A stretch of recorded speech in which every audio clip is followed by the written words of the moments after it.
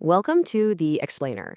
So, when we talk about AI, we tend to talk about the future, like it's this one single thing that's going to happen to us. But that's not right. We're actually standing at a fork in the road.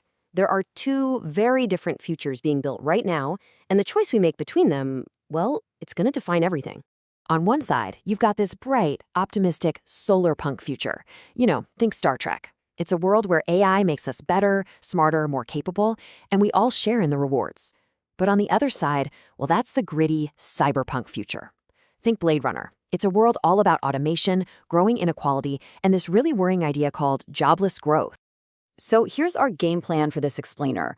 We're going to break down this simple math that's driving this whole choice. Then we'll walk down that darker dystopian path to see what it looks like. After that, we'll explore the roadmap to the much better version. And finally, we're going to look at a pretty amazing real-world story that might just show us how to build a future that works for everyone. Okay, let's get right into it. Because believe it or not, this huge, complex question about our future, it all boils down to one surprisingly simple formula. Seriously, how we decide to solve this one little equation changes everything. The term is productivity, and in economics, it's just the value you create, that's your output, divided by the resources you use to create it, like labor, that's your input. That's it. Output divided by input. Simple, right? Now, here's where the choice comes in. If you want to make that productivity number go up, you have two options. You can either grow the top number, your output, by making people more creative and powerful. We call that augmentation. Or you can shrink the bottom number, the input, by cutting jobs and replacing people with machines. That's automation. So let's explore that second option first. Let's walk down that darker path, the cyberpunk reality. This is what happens when companies get completely obsessed with shrinking that bottom number. This is what they call the denominator strategy. And you can see why it's tempting, right? It's a super direct way to make your company look more efficient. You just use AI to do the work that people used to do, and you slash your labor costs. It works on paper, but it comes at a massive human cost. And look, this isn't some sci-fi movie plot. It's already happening. Researchers are calling this data the canary in the coal mine. We're seeing a 16% drop in jobs for young people, aged 22 to 26, in fields that are heavily exposed to AI. This is a flashing red light. What this is creating is being called the broken rung crisis. Think about it.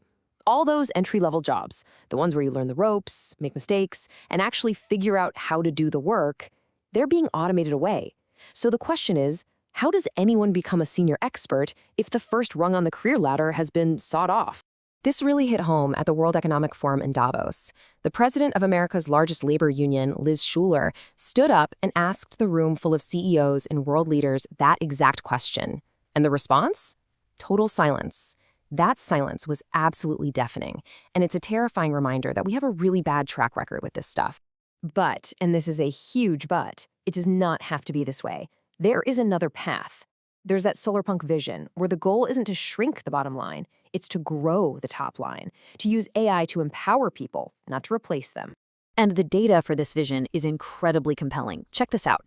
Studies are showing that AI tools give the biggest productivity boost to the least experienced workers, a 36% jump for them, compared to just 17% for the experts.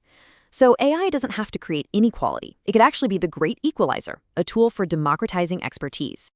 The key to unlocking this future isn't about learning to code. I mean, AI can already do that. The real skill is something new, called context engineering.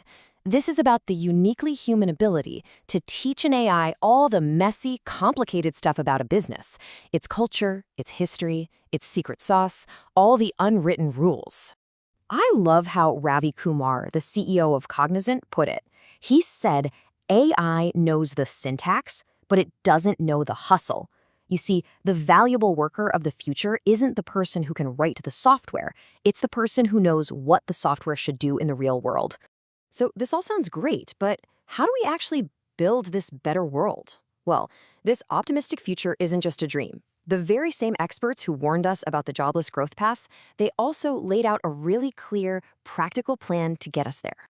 It really comes down to three big steps. Number one, you've got to bring workers into the process from day one to actually co-design the AI tools they'll be using.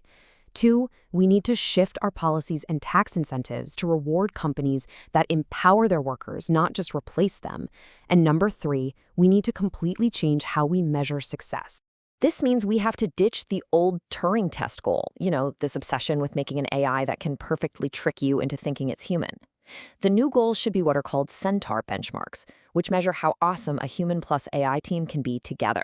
Let's stop trying to replace the pilot and start giving the pilot a much, much better plane.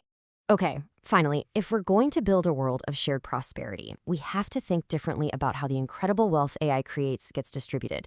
And for this, a tiny little island in the Caribbean has a pretty radical and very real idea for us. Meet the island of Anguilla. Back in 1995, just by pure random luck, it was assigned the Internet Country Code .ai. For decades, it was basically worthless. And then, well, you know what happened. The AI boom. This is insane.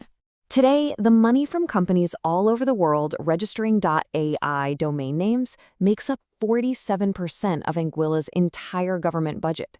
This digital lottery ticket is now funding free healthcare, new schools, and better infrastructure for its 15,000 residents. And that leaves us with a really powerful thought to end on. Anguilla's story is proof that we can design our digital infrastructure to create public wealth for everybody, not just private profit for a few. So as we're building the foundations for this new age of AI, you have to ask, if a tiny island can do it by accident, what could we build on purpose? The choice, it seems, is ours to make.